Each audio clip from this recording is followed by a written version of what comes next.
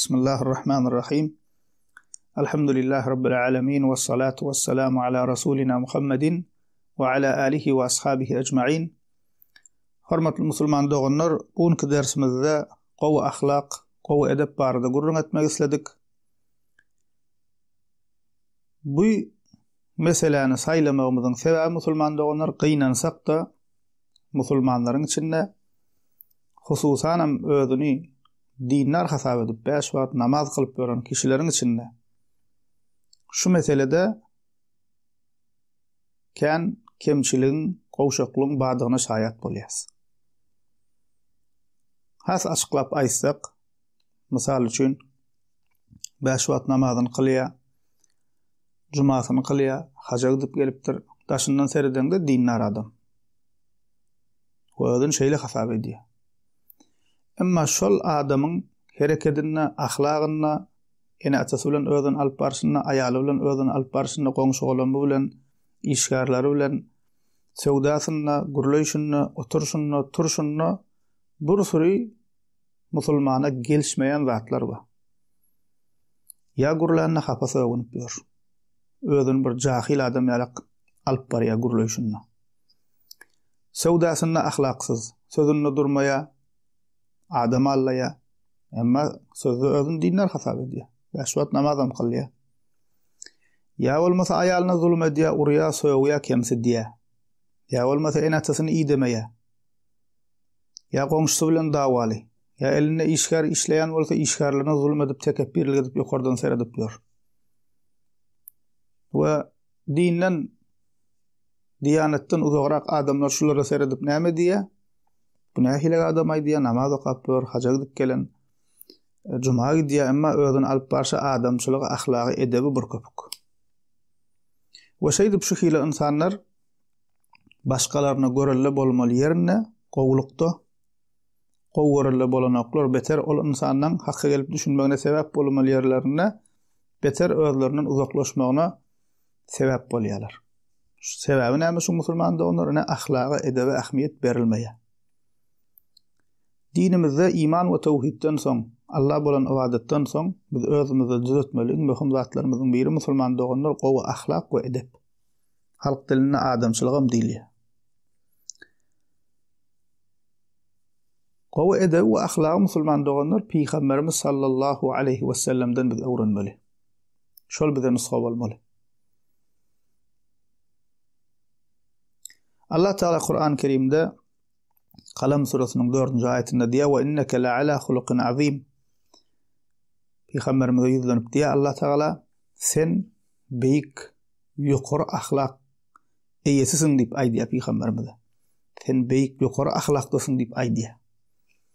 Yani musulman doganlar şu wagta çende näçe milliard adam geçen bolsa, dünýäge gelip geçen bolsa, we kıyamete çende ýene näçe milliard insan geljek bolsa, şularyň içinde eň üstün insanlar peýgamberler. En kamil insanlar peýgamberler. Ve peýgamberleriň en kamili we en üstüni Peýgamberimiz Muhammed sallallahu aleyhi ve sellem. Ve insan oglunyň ahlak taýdynam en kamili Peýgamberimiz sallallahu aleyhi ve sellem. Ve her bir işte bolşýar Peýgamber sallallahu aleyhi ve sellem biziň gowy ahlakdy hem özümizde alyp barşymyzda musulman doganlar görellämiz, nusgamyz Peýgamberimiz bolmaly. Peýgamberimiz sallallahu aleyhi ve sellem hayatyny okasak, hadislerini okasak, sünnetini öwrensek, ene ataň bilen nähilek bolmaly, çagalyň bilen nähilek bolmaly, aýalyň bilen nähilek bolmaly, goňşy bilen nähilek bolmaly, ýakyn bilen nähilek bolmaly, ýat bilen nähilek bolmaly, hatda düşman bilen özüň nähilek alyp barmaly. Hemmesi musulman doganlar Peýgamber sallallahu aleyhi ve sellemiň ýaşaýyşyna, sünnetine, ýoluna bar. We biz musulman doganlar şoň aladysynda bolmaly, öz ahlagymyzy Peýgamber sallallahu aleyhi ve sellemiň ahlagyna meňzetjek bolup gaýrat etmeli. Emma gynansak da, ýani mysal berşim ýalyk musulmana gelişmeýän hereketler görülýär käbir kişilerde. Diýe إن الخلق والأدب عنوان الفلاح المرئي وسعادته في الدنيا والآخرة. Bir insanın ahlagının we edebinin gowlugy diye dünýä we ahiretiniň gowlugynyň alamatydyr diye.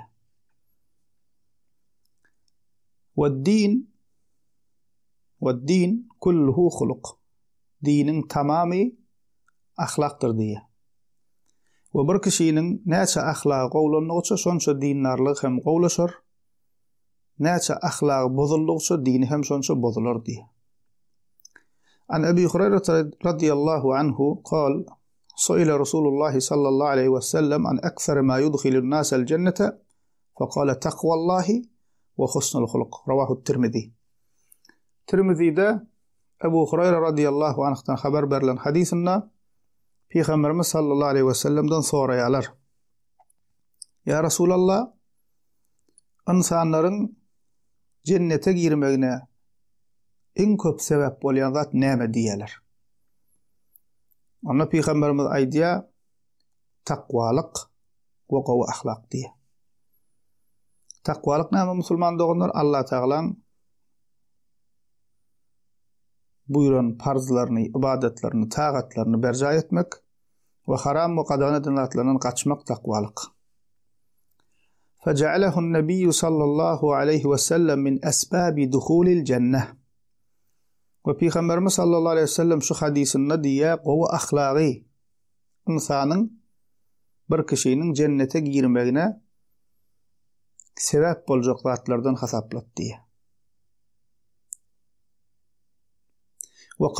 وقرنه بالتقوى التي هي أعظم وصية. وقوى أخلاق Peygamberimiz sallallahu aleyhi ve sellem Allah Taala'nın en uly wasiýeti bolan takwalyk bilen deň edip goýdy diýär.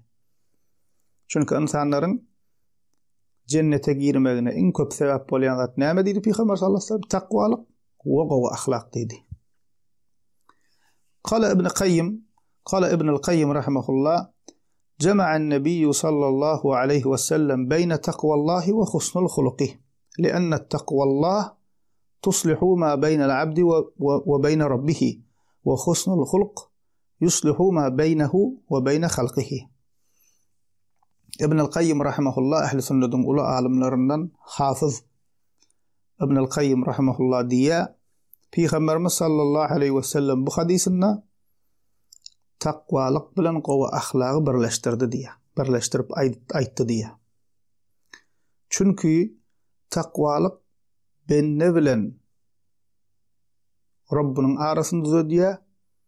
Gowy ahlak bolsa benne bilen halkyň arasyny düzediýär diye. Ve diýär takwalyk Allah Taalaň söýgüsini kazandyrýar.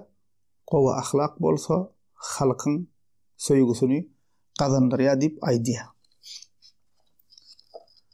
وعن جابر رضي الله عنه أن رسول الله صلى الله عليه وسلم قال إن من أحبكم إلي وأقربكم مني مجلسا يوم القيامة أحاسنكم أخلاقا. رواه الترمذي.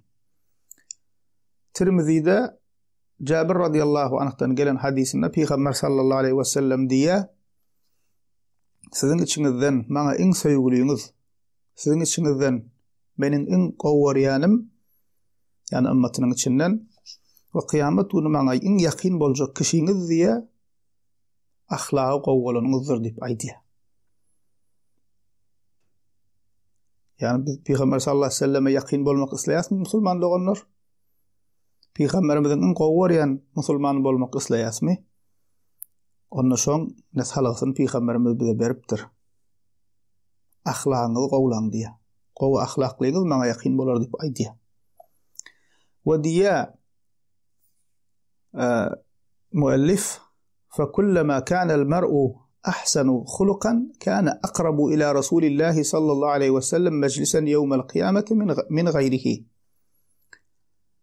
Bir insanın her näçe ahlaky gowalsa kıyamet günü başkalarına göre şonça Peygamber sallallahu aleyhi ve selleme yakın boljakdyr.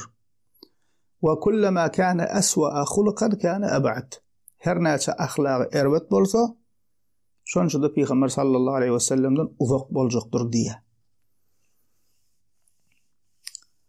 Ve İbn Umar radiyallahu anhuma İbn Umar Abdullah ibn Umar Hazreti Umar radiyallahu anh'ın oğlu ennehu kana yunshidu qoşga aýdyp şeýle diýereken: "Bunayya innel birre şey'un hayyun, wejhun talikun we kelamun layyun." Ogul, ýagşylyk diýäniň yeňiljek zatdyr. Güler ýüz hoş we süýjü sözdür diýip şygyr okar eken. Ýani musulman doganlar, sadaka berseň malyňdan harjaýan, gije namaz kılsaň ukuyňdan kesmeli, orada tutjak bolsaň günnüz iýmitden kesilmeli, bir orta zähmet goýmaly. Emma şu gowy ahlak olara garaňda bunça bir kıyın adam däl. Öz gurleýşiňi düzeltseň, öz alyp barşyňy düzeltseň, özüň alyp barşyňy düzeltseň, bir oturuşyňa, turuşyňa, hereketiňe dikkat etseň, yeňillik bilen ullakan sowap gazanyp boljak. Bu gowy ahlakly bolup Peygamberimize kıyamet günü ýakyn bolup boljak. Awa Ibn Umar şonniýa. Ogul ýagşylyk yeňiljek zatdyr. Güler ýüz we süýjü söz hoş sözdür diýe. Ve yine de gelýär Tirmizi'de Peygamberimiz sallallahu aleyhi ve sellem şeýle dua dilek ederken Allah Teala ýalvaryp: "Allahumma inni a'udhu bika min munkaratil ahlaqi wal a'mali wal ahwa'i." Ya Allah, men sana erwet ahlakdan, erwet amallan, haýhywasyň erwedinden sana sığynýan diýereken Peygamberimiz sallallahu aleyhi ve sellem. Yani ünsörüň musulman doganlar, Peygamberimiz sallallahu aleyhi ve sellem insanlaryň, peygamberleriň en haýyrlysy, ahlagy en kamili, şonu da bize näme öwrediýär? Allah Teala'dan yaman ahlakdan, yaman amallan, haýhywasyň şerrinden goramaklygyny dilemekligi öwrediýär. Bizi gora diýip dilek etmekligi, Allah Teala'dan erwet ahlakdan gora diýip dilek etmekligi öwrediýär. وعن ابن مسعود رضي الله عنه أن رسول الله صلى الله عليه وسلم كان يقول: اللهم أحسنت خلقي فأحسن خلقي. رواه أحمد.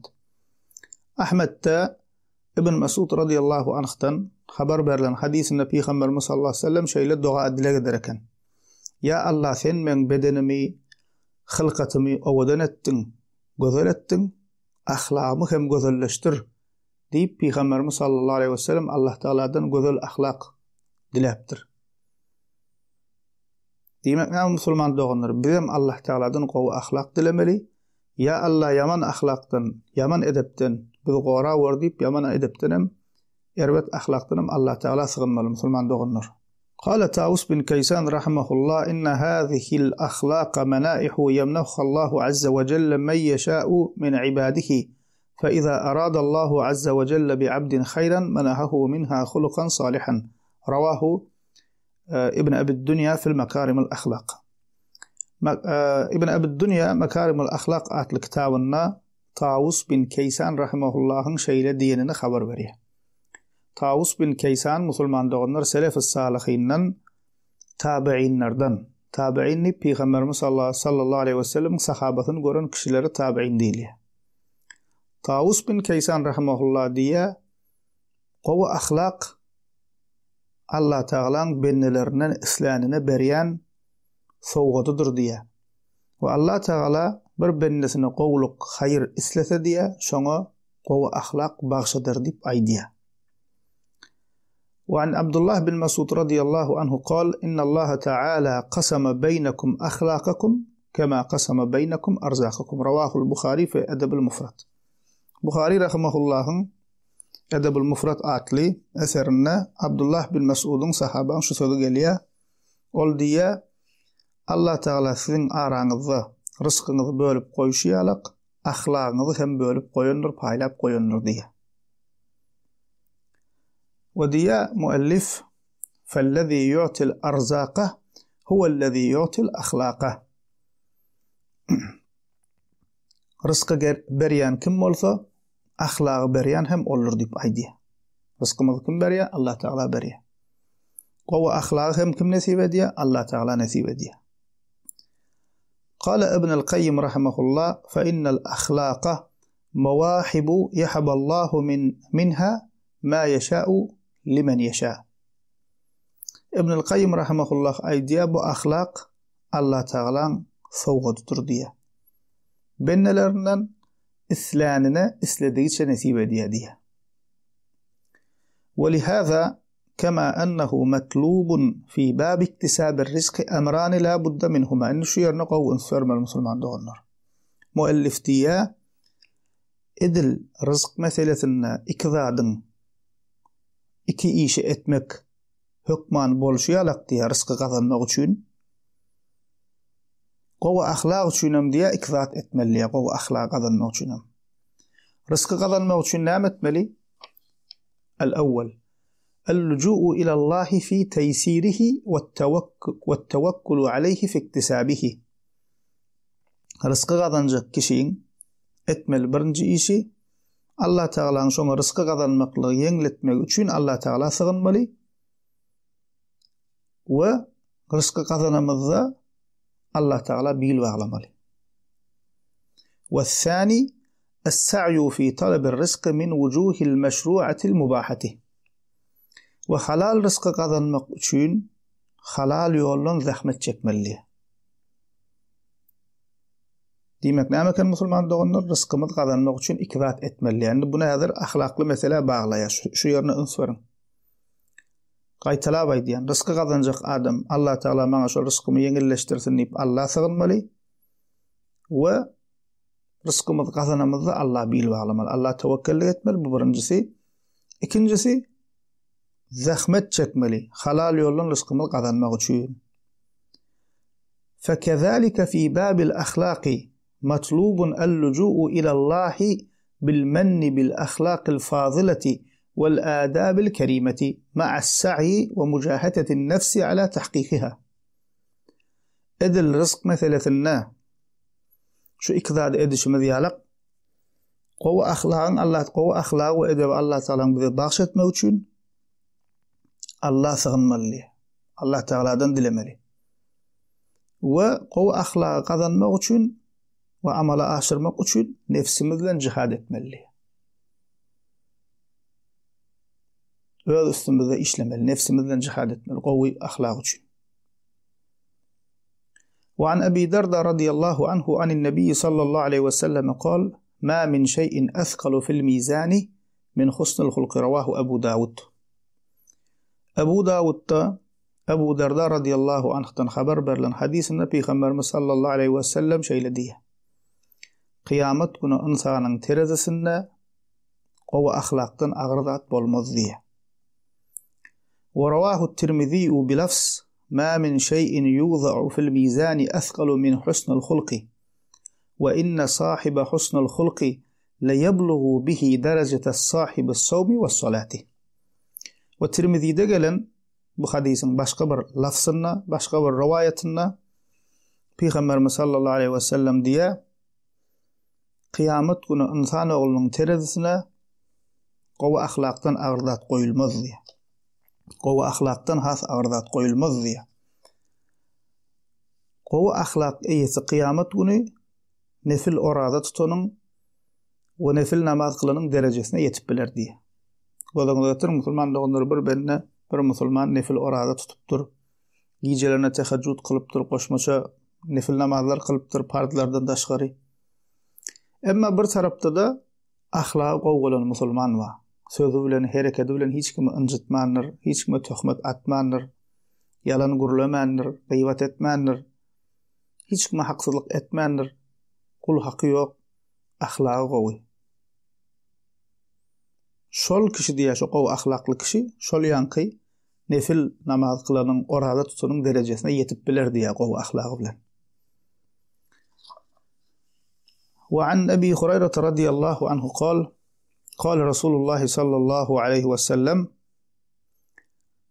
أكمل المؤمنين إيمانا أحسنهم خلقا وخيركم خيركم لنسائهم. أخرجه الترمذي.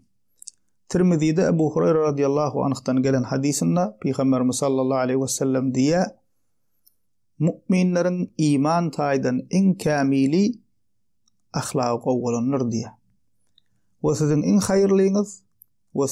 خير لينغز ذنان نرنا قوسر دنر خير لولن نردي بأيديا. شو حديث شرخنا فيض القدير دا للمناوي Geliye diye delle ala enne husnel hulki imanun ve adamuhu nuksana imanin. Şu hadis şunu anladı diye. O ahlak imandır diye. O ahlakın yokluğu imanın kemligidir diye. Ve ennel mu'minine yetefâvetûne fî imanihim. Ve müminler imanını birinden tafavutlanyandır diye. Birinin imanı güçlürek, birinin koğuşarak. فَبَعْضُهُمْ أَكْمَلُ إِيمَانًا مِنْ بَعْضِ. Kâvirinin imanı beylekisinden has kamilrettir diye. وَمِنْ ثَمَّ كَانَ الْمُصْطَفَى sallallahu aleyhi ve sellem أَحْسَنَ النَّاسِ خُلُقًا لِكَوْنِهِ أَكْمَلُهُمْ إِيمَانًا. Ve Peygamberimiz Muhammed Mustafa sallallahu aleyhi ve sellem insanların ahlak taýdan en kamilidir diye. Näme üçin? Likawnihi akmaluhum imanan. Çünkü iman taýdan en kamil şolliye. Ve bu hadisin devamında Peygamber sallallahu aleyhi ve sellem näme dedi? Ve hayrukum linisaihim. Sizin hayırlıyınız öz zenanalarına karşı hayırlı bolandır, gowseredendir, olara karşı hayırlı bolandır diye. Kıynansak da käbir insanlar var. Hususanen öz ayallarına zulüm ediyorlar, uryalar, söwýärler, kemsidýärler, kiçeldýärler, bir zat bolsa gowar, talaňy berer, aýbar ata-eneň öýüne git, bar göterilip şeýdip dowamly ayallarını kiçeldip, kemsidip şuňa meňzeş özüni alyp barýarlar. Hoşularyň içinde kıynansak da ýanky haja gidip gelenler, amma juma gidýänler, amma 5 wagt namaz kılıp ýörenler amma. Amma Peygamberimiz sallallahu aleyhi ve sellem'in mühim tavsiyelerinin biri ayallara gowser etmek. Ayallara karşı özüň gowy alyp barmak, zulüm etmezlik, haksızlyk etmezlik musulmandygynyr. Bu da musulmana hiç gelişýän hereket däl. وعن أبي هريرة رضي الله عنه قال قال رسول الله صلى الله عليه وسلم إنما بعثت لأتمم صالح الأخلاق أحمد. Peygamber sallallahu aleyhi ve sellem diye Ahmet'te Ebu Hureyre radıyallahu anh'tan haber verilen hadisinde men gowy ahlaky tamamlamak üçin geldim dip aýdy. Peygamberimiz sallallahu aleyhi ve sellem. Yani musulman dogunlar peygamberleriň birinji wezipesi insanlara tawhidi, imanı düşünürmek, Allah'a kulluğu benneligi öwretmek, ibadeti öwretmek, şeriaty öwretmek. Ve şol getiren peygamberlerin getiren dininin, İslamyň bir bölegem, uly bir bölegem näme musulman dogunlar gowy ahlak. Şonuň üçin peygamberimiz diýär, men gowy ahlaky tamamlamak üçin ugradylym diýär. Diniň ähmiýetli bölegi musulman dogunlar ahlak bolupdyr. ومؤلف ديا فبعثه الله عز وجل ليدعو الناس إلى مكارم الأخلاق ومحاسن الأعمال وينذرهم سيء الأخلاق وسيء الأعمال وقد دعاهم إليها قولا وفعلا. الله تعالى Peygamberimiz sallallahu aleyhi ve sellemi insanları gowy ahlaga, ýaxşy amala çağırmak üçin uğratdy. Ve erwet ahlaktan ve erwet amallan äga etmek üçin uğratdy. O Peygamberimiz sallallahu aleyhi ve sellem hem amaly bilen hem sözü bilen şunu etdi dip aýdy. Hemme taraplaryň Peygamber sallallahu aleyhi ve sellem bizem näme musulman dogunlar görelle boldy. Ve ýene de Peygamberimiz sallallahu aleyhi ve sellem aýdy. وعن أبي أمامة رضي الله عنه قال قال رسول الله صلى الله عليه وسلم أنا زعيم ببيت في ربذ الجنة لمن ترك المراء وإن كان محقا وببيت في وسط الجنة لمن ترك الكذب وإن كان مازحا وببيت في أعلى الجنة لمن حسن خلقه. رواه أبو داود. أبو داود Ebu Umame radıyallahu anh'tan gelen hadisinde Peygamberimiz sallallahu aleyhi ve sellem diye kim haklı hem bolsa davany, jenceli terk etse diye şol kişamen cennetin töweregindäki bakçalarda öýünüň boljakdygyna kepil geçýän diye.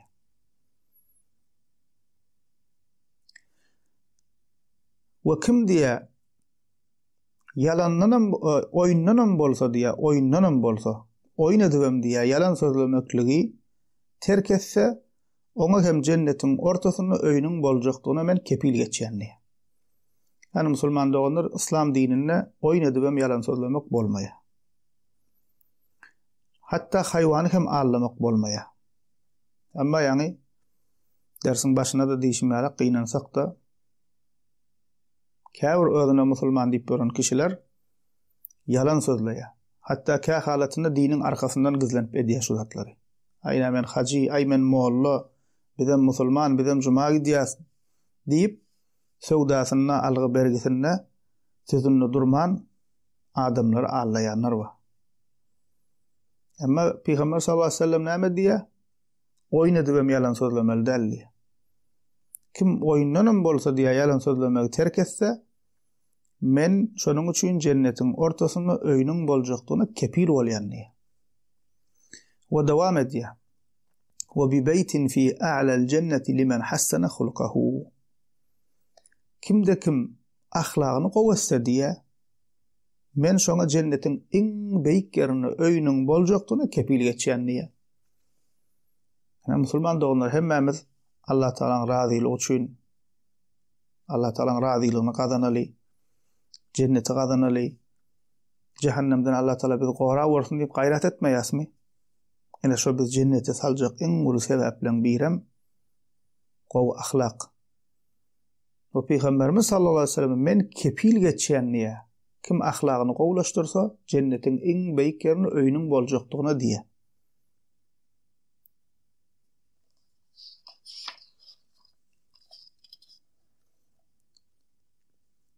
وعن أبي ذر رضي الله عنه قال قال لي رسول الله صلى الله عليه وسلم اتق الله حيثما كنت وأتبع السيئة الحسنة تمحها وخالق الناس بخلق حسن. رواه الترمذي. ترمذي دا أبي ذر رضي الله عنه أبو ذر رضي الله عنه قال حديثنا في خمر صلى الله عليه وسلم ديا يعني أبو ذر رضي الله عنه هيديا في خمر صلى الله عليه وسلم معنا شيء لديد ديا nirde bolsaň bol Allah Taala'dan gork, takwa bol. Ve eger ýalňyşyp bir günah iş edäýseň, ýandan ýaşylyk et, şonu pozor ýalak. Ve insanlar bilen gowy ahlak bilen gatnaş diýip aýtdy diýär. Şul hadisi düşündiren ulamalarymyz diýär, musulman doganlar şul hadis Peygamber sallallahu aleyhi ve sellemin köp manyly gysga sözlerinden diýär. Arapça jawami'ul kelim diýilýär. Peygamber sallallahu aleyhi ve sellemin beýlek peygamberlerden üstün taraplarynyň birem Peygamberimiz sallallahu aleyhi ve sellem diýär maňa jawami'ul kelim berildi diýär. Ýagny köp manyly gysga söz. Yani Peygamber sallallahu aleyhi ve sellem bir hadis aýdýar, oň üstünde bir kitap ýazyp bolýar. İçinde kän manylar, hikmetler, nurlar ýatyr, gowherler ýatyr. Emma şonu gysga sözlen aýdýar. Ene şol hadisem şol jawami'ul kelimden ýa ulamalar köp manyly gysga sözlerden. Peygamber sallallahu aleyhi ve sellem şu hadisini bize 3 sada aýdýar. Nirde bolsaň bol, takwa bol, Allahdan gork diýär. Ve ýalňyşyp birden günah iş edäýseň, ýandan onu pozor ýaly ýaxşylyk et. We insanlar bilen gowy gatnaşykda bol diýär. Ve diýär aslul awwal, bu hadisden çykan birinji asl. قال اتق الله حيثما كنت. Nirde bolsaň bol, Allahdan gork, takwa bol diýen ýer diýär. Fal aslu allazi tubna alayhi al muamalatu ma Allahi hiya taqwa Allahi azza wa jalla. Allah Taala bilen biziň aragatnaşygymyz näme esaslanýar? Takwalyga esaslanýar diýär. وتقواه سبحانه وتعالى هي وصيته جل وعلا للأولين والآخرين من خلقه. وتقوى لقوال فقيرن geçmiş أخلق خلقه الله تعالى وصيتدر diye. قال تعالى ولقد وصينا الذين أوتوا الكتاب من قبلكم وإياكم أن اتقوا الله. Nisa suresi 31. ayette Allah Teala näme diye? Sizden kitap berilenlere ve size takwa bolun diýip wesiýet etdik diýe. Takwalyk näme-de musulman doganlar ýa-da aýtdyk ýene gaýtarap aýdyn Allah Taalaň razylygy üçin ibadetler, taatlar berja etmek, haram we günah işleri terk etmek. Hujurat surasının 13-nji aýatyna Allah Taala diýär: "Inne akramakum indallahi atqakum." Sizin Allah Taalaň gatynda iň hormatlyňyz, iň gymmatlyňyz, iň derejeliňiz, iň takwa bolanyňyzdyr diýip aýdýar. Yani musulman doganlar Allah Taalaň gatynda senin arkan kim bolany, şeyhmi, hojamy, kimin neslinden bolupsyň, atan kim, babaň kim, hiç bir nämesi ýok. Gymmaty ýok. Allah Taalaň gatynda seni meni insan gymmatly edýän, hormatly edýän zat näme musulman doganlar? Takwalyk. Takwa bolsaň Allah Taalaň söýgüsini gazanyp bolýar. Takwa bolsaň Allah Taalaň razylygyny gazanyp bolýar. Amma takwa bolmasaň haýsy milletten bolanyň, atan babaň kim bolanyň hiç bir gymmaty ýok Allah Taalaň gatynda. Diýmek bu hadisden çykan birinji asyl bennesi bilen yaradyjysynyň arasyny düzeltmeli, nähilek düzeltmeli. Allah Taala bilen ara gatnaşymyz näme esaslanmaly? Şonu öwredýär. Ol hem takwalyk. Aslu sani qal wa atbi'is sayyi'atal hasanata tamhuha. İkinci asıl näme bu hadisden çykan musulman doganlar? Ýalňyşyp bir günah işe däýseň, ýygynden onu pozorýar, ýaşylyk etdi. Bu hem bize näme öwredýär musulman doganlar? Hada fi muamalatika ma'a nafsika. Özüň bilen, öz nefsiň bilen, öz janyň bilen ara gatnaşyň nähilek bolmalygyny öwredýär diýär. Ol hem näme? Nefs terbiyesi. Ýalňyşyp bir erwetlik edäýseň, ýalňyşmaýan adam ýok. Özüň şoňa öwrenişdirme, ýa-da bir gowluk et, şol pozular ýalak diýär. Yani nefis terbiyesi. İkinci asyl näme boldy? Özümüz bilen, nefsimiz bilen ara gatnaşygy öwretip Peygamber sallallahu aleyhi ve sellem.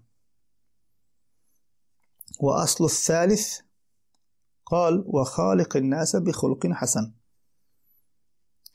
Wa üçüncü asyl näme bu hadisden çykan musulman doganlar? İnsanlar bilen gowy ahlak bilen gatnaş diýär. Wa khuluqul hasan gowy ahlak bolsa huwal khuluq allazi kana alayhi sayyidu walad Adam alayhi salatu wassalam. Gowy ahlak bolsa Adam oglunyň iň hormatlysy Peygamberimiz Muhammed sallallahu aleyhi ve sellemin ahlagydyr. Femen arada an ya'rifa kawamilal adabi ve jawami'ul ahlaqi ve husnul muamalati. Eger de kim edeplerin iň kamilini, ahlaklaryň iň gowsuny, insanlar bilen ara gatnaşyň iň gowsuny biljek bolsa diýe, felyanzur ila hadihi ve siratihi ve sunnatihi salavatullahi ve selamuhu aleyhi. Onna ol kişi Peygamberimiz sallallahu aleyhi ve sellemin ýoluny, ýaşaýyşyna, sünnetine serestin diýe. Wa hakykatdan musulman doganlar Peygamber sallallahu aleyhi ve sellemin ýoluny, sünnetini ýaşaýyşyna ene atamyz bilen nähilek bolmaly, goňşymyz bilen nähilek bolmaly, çağalamyz bilen nähilek bolmaly, dogany garynys bilen nähilek gatnaşykda bolmaly, hatda kafirler bilen nähilek gatnaşykda bolmalygynyň misaly bar, görellesi bar biz üçin. Hatta Peygamber sallallahu aleyhi ve sellem'in ýanyna müşrikler, kafirler gelýärdi. Gelende Peygamberimiz ýigrenip gelýärdiler. Näme üçin? Çünki Peygamberimiz ýamanlaýardylar, garalaýardylar, bu jaduwy diýärdiler. Bu adam bilen kellesini ütkedýär diýärdiler müşrikler. Peygamberimizi ýamanlap insanlaryň dinlemesin diýip. Bu şeýle bir ýigrendirýärdiler. Peygamberimiziň ýanyna gelen kafir, müşrik kafirler näme diýip gelýärdi? Bize yer ýüzünde senden ýigrenje adam ýok diýip gelýärdiler. Emma haçanna Peygamberimiz sallallahu aleyhi ve sellem tananlarından soň adamçylygyny, ahlagyny, edebini görenlerinden soň hayran galyp musulman bolup bize yer ýüzünde senden eziz adam ýok mundan soň diýip aýrylýardylar musulman bolup. Näselen musulman doganlar Peygamberimiziň ahlagyna nähilek bolupdyr. Şonuň üçin Allah Taalaň razylygy üçin şul mesele gayrat edelim. Ünsörelim musulman doganlar edil iman, tawhid, namaz öwrenşimiz ýaly gowa ahlagym öwreneli. Ulamalarymyz ýörüýte kitaplar ýazypdyrlar. Öz aýalyň bilen nähilek bolmaly, çağalaň bilen nähilek bolmaly, goňşuň bilen nähilek bolmaly, dünýäwi işleňde nähilek bolmaly, nähilek gurulmaly, nähil oturmaly, nähil turmaly, nähil iýip içmeli, nähil ýatmaly, şulaň her birine şulaň hemmesi edep ahlak musulman doganlar. Ulamalar aýry-aýry kitaplar, aýry-aýry risaleler ýazypdyrlar. Eýsgaça kitapçyklar ýazypdyrlar. Bizem gaýrat edeliň Allah Taalaň razyligi üçin Peýgamberimiziň sünnetini öwreneliň, şu ahlaklar öwreneliň we Peýgamber sallallahu aleyhi we sellemiň ahlaky bilen ahlaklanylyň musulman doganlar. We öz ahlaksyzlygymyz bilen birileriniň dinden uzaklaşmagyna sebäp bolmalyň musulman doganlar. Beter biz näme Peýgamber sallallahu aleyhi we sellem ýanyna gelip, kafir gelip Peýgamberimiň ahlakyna haýran bolup musulman bolup gidýärdi. Bizem näme musulman doganlar ahlagymyzy düzelteliň we öz egnimizde şul jogapkärçilik duýaly. Eger dine gelen bolsak, toba gelen bolsak, başga dine gelmedik insanlarym bize seredýär. Bizden görüp, senden menden eşitip dine gelmeli. Emma senem meňem ahlagym gowy bolmasa, dilimizden, hereketimizden insanlara eziýet berip dursak, ya olmasa hapa urlap söýünüp dursaň, ya şoňa meňdeş başga bir ýalňyş ahlagy edebi adamçylyga sygmaýan zatlar edip dursak, biz näme musulman doganlar göreli bolup bilmeýäs. Allah Taala hemmemize Peýgamberimiz Muhammed sallallahu aleyhi we sellemiň ahlagy bilen ahlaklanmaklyk nesip etsin. Elhamdülillahi rabbil alamin.